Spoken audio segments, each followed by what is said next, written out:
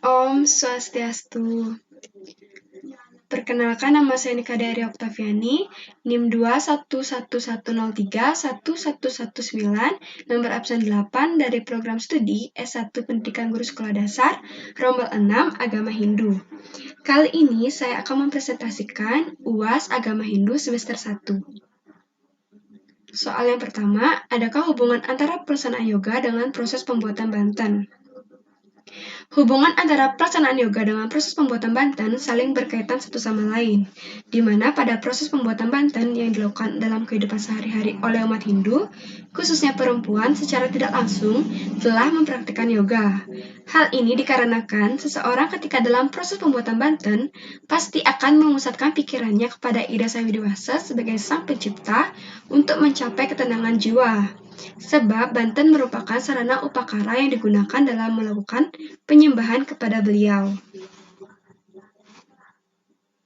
Soal yang kedua, berikanlah pendapatmu apakah kelebihan banten dalam tradisi Hindu. Kelebihan banten dalam tradisi Hindu ialah banten memiliki makna filosofi religius yang dapat diartikan sebagai bentuk rasa syukur kepada Ida Sang Widewasa atas anugerah yang telah diberikan. Terdapat berbagai jenis banten yang masing-masing memiliki fungsi yang berbeda. Banten juga digunakan sebagai sarana upacara persembahyangan umat Hindu dan juga sebagai simbol bentuk sujud bakti kepada Ida Sang Widewasa yang tetap harus dipertahankan. Yang ketiga, jelaskan pendapatmu bahwa korupsi adalah perbuatan yang tidak selaras dengan ajaran agama Hindu. Konsep-konsep apakah dalam agama Hindu yang dilanggar dan beri contoh. Korupsi dalam ajaran agama Hindu merupakan suatu perbuatan yang telah melanggar dharma dan hukum reta. Terdapat konsep-konsep yang dilanggar dalam ajaran agama Hindu apabila melakukan tindakan korupsi tersebut. Di antaranya yang pertama, konsep ajaran Trikaya Parisuddha. Trikaya Parisuddha merupakan 3 dasar perilaku manusia yang perlu untuk disucikan. Trikaya Parisuddha memiliki 3 bagian yang meliputi Kayika yang artinya perbuatan yang baik, Wacika yang artinya perkataan yang baik, dan Manacika yang artinya pikiran yang baik. Korupsi merupakan perbuatan yang tidak baik dan tercela. Dengan demikian, jika melakukan korupsi telah melanggar ajaran Trikaya Parisuddha. Konsep yang kedua yaitu Catur Purusa Arta, di mana ketika melakukan korupsi telah melanggar ajaran Catur Purusa Arta. Dikarenakan setiap melakukan perbuatan seharusnya mengutamakan dharma atau kebenaran untuk mendapatkan arta atau kekayaan dan juga kama atau keinginan yang nantinya dapat tercapainya moksa. Konsep yang ketiga yaitu konsep Pancayamabrata. Korupsi juga melanggar ajaran Pancayamabrata yang meliputi satya atau kejujuran, awyawaharika atau tidak memiliki keterikatan dengan duniawi, dan asteya atau tidak mencuri. Nah, adapun contoh kasus korupsi ialah Menteri Sosial Juliari Batubara melakukan tindakan korupsi dana bansos COVID-19 untuk wilayah Jabodetabek pada tahun 2020. Diduga, total uang yang diterima oleh Juliari Batubara menurut KPK sebesar 17 miliar. Yang keempat, ketika Anda mengunjungi panti asuhan, nilai-nilai agama Hindu apa yang bisa kita pelajari dan terapkan dan beri contoh. Nah, nilai yang pertama yaitu Tatwam Asi, artinya aku adalah kamu adalah aku. Di mana pada dasarnya manusia merupakan makhluk sosial yang tidak dapat hidup sendiri tanpa adanya orang lain, dan juga memiliki perbedaan dari segi derajat, sosial ekonomi, dan martabat.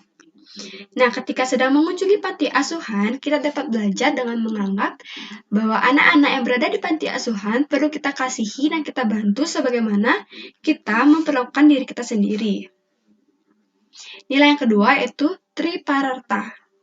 Nilai dari Tripararta juga dapat kita pelajari dan terapkan ketika mengunjungi panti asuhan, di mana Tripararta terdiri dari asi atau saling mengasihi, punya atau sikap yang berderma atau pemberian, dan bakti atau hormat dan bakti yang tulus ikhlas. Nah, contohnya, kita dapat memberikan bantuan berupa sedekah atau sumbangan pada panti asuhan, dapat menciptakan suasana yang penuh dengan dengan rasa kasih sayang kita terhadap anak-anak panti asuhan yang sebagian besar tidak memiliki keluarga, dan lain-lain. Yang kelima, manusia hanya dapat memperoleh ketentraman batin bila ia mempunyai kepercayaan yang teguh kepada Tuhan dan rasa pasrah sepenuhnya. Hanya orang-orang semacam itulah mendapat penghargaan yang tinggi di dunia. Apakah ada hubungan kepasrahan dengan sifat korupsi pada manusia? Jelaskan jawabanmu dan beri contoh. Menurut saya, tidak ada hubungannya antara kepasrahan dengan sifat korupsi pada manusia. Dikarenakan seseorang yang telah melakukan korupsi pada dasarnya tidak memiliki rasa puas akan hal yang telah dimilikinya. Selain itu juga telah melanggar ajaran dalam agama Hindu. Meskipun seseorang melakukan tindakan korupsi karena terpaksa sebab keadaan ekonominya, tidak bisa juga untuk dimaafkan. Karena tindakan tersebut hanya dapat menguntungkan dirinya sendiri dan merugikan orang lain, serta apabila pelaku korupsi itu pasrah kepada Tuhan saat melakukan tindakan tersebut tidak membuat dosanya diampuni oleh Tuhan. Contoh kasus korupsi ialah Menteri Sosial Juliari Batubara melakukan tindakan korupsi dana bansos COVID-19 untuk wilayah Jabodetabek pada tahun 2020. Diduga, total uang yang diterima oleh Juliari Batubara menurut KPK sebesar 17 miliar rupiah. Soal yang keenam, dalam konteks pemujaan, manusia hanya akan dapat menyadari kebenaran bila dia memupuk keselarasan dalam pikiran, perkataan, dan perbuatan.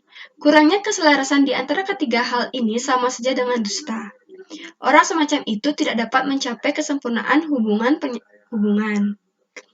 Hubungkan penyataan itu dengan yoga dan pranayama yang Anda temukan dalam pengkajian Center Yoga selama ini. Ajaran yoga memfokuskan kepada kegiatan tapa atau meditasi, yang dimana dalam melakukan yoga seseorang akan memusatkan pikirannya untuk mengontrol tubuh dan panca inderanya. Sedangkan pranayama adalah teknik latihan pernafasan untuk menghilangkan hambatan secara fisik dan emosional dalam tubuh supaya aliran nafas dan prana dapat bebas dengan baik.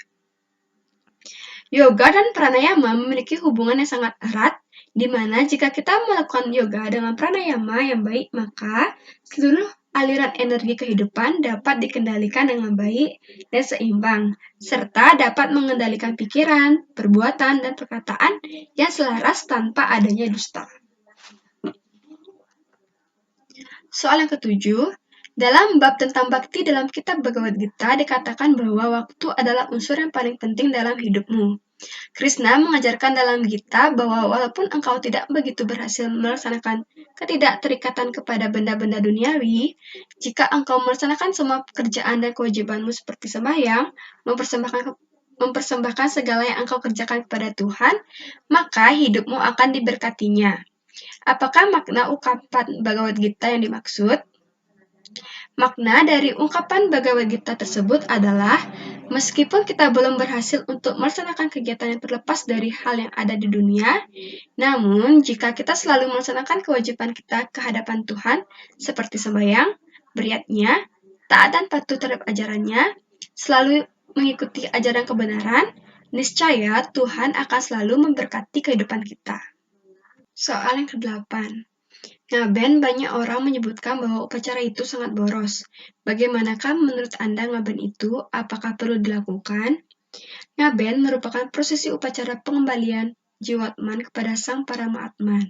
Upacara ngaben memang banyak dikatakan upacara yang sangat boros, dikarenakan memerlukan uang yang begitu besar dalam upacara tersebut.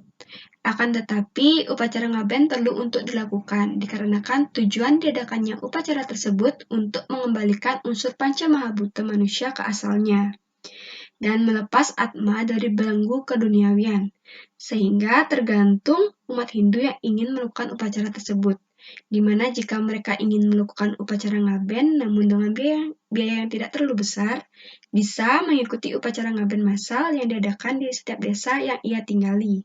Sehingga dengan adanya ngaben massal ini dapat meminimalisir pengeluaran yang terlalu besar hingga boros dalam upacara tersebut dan tetap dapat melestarikan tradisi yang ada. Yang ke-9, Banyak orang Hindu lebih bersemangat melakukan upacara yatnya besar-besaran seperti ngantek linggih dengan biaya besar, sedangkan untuk menyumbang beasiswa untuk anak miskin kerap ogah-ogahan. Bagaimanakah pendapatmu menghadapi realitas ini? Pendapat saya mengenai hal tersebut ialah memang hal yang baik jika umat Hindu melaksanakan upacara yatnya secara besar-besaran, apalagi secara tulus ikhlas. Namun realitanya masih terdapat umat Hindu yang semangat dalam melakukan upacara yatnya secara besar-besaran hanya sekedar pamer bahwa mereka dapat melaksanakan upacara tersebut dengan biaya yang begitu besar dan juga mengira bahwa mendapatkan pahala yang begitu besar. Akan tetapi, alangkah baiknya kita sebagai makhluk hidup, jika kita bisa beriatnya, maka kita harus dapat mengimbangi dengan membantu, memberikan sumbangan kepada orang yang membutuhkan, termasuk bantuan beasiswa pendidikan kepada anak miskin. Sehingga hal tersebut dapat seimbang dan kita juga mendapatkan pahala yang begitu besar. Soal yang ke-10. Yatra Yogeswara Kresna Yatra Parto Danur Darah Tatra Sir Wijayo Butir Druwa Nitir Matir Mama. Artinya, di mana ada Krishna, penguasa yoga, dan Arjuna yang bersenjatakan busur perkasa, di sana ada kesejahteraan, kejayaan, kemuliaan, dan moral yang langgeng. Bhagavad Gita 18.278. Berikan contoh untuk pelaksanaan dalam kehidupan sehari-hari. Contoh pelaksanaan sesuai dengan isi dari Bhagavad Gita tersebut dalam kehidupan sehari-hari yaitu, sebelum melakukan suatu pekerjaan, sebaiknya kita bersembahyang dan merajan agar dapat diberikan kelancaran, keberuntungan, dan kemenangan atau berhasil dalam melakukan pekerjaan tersebut. Nah, sekian presentasi dari saya. Apabila ada salah kata, saya mohon maaf, dan saya akhiri dengan Parama Santi. Om Santi Santi Santi Om.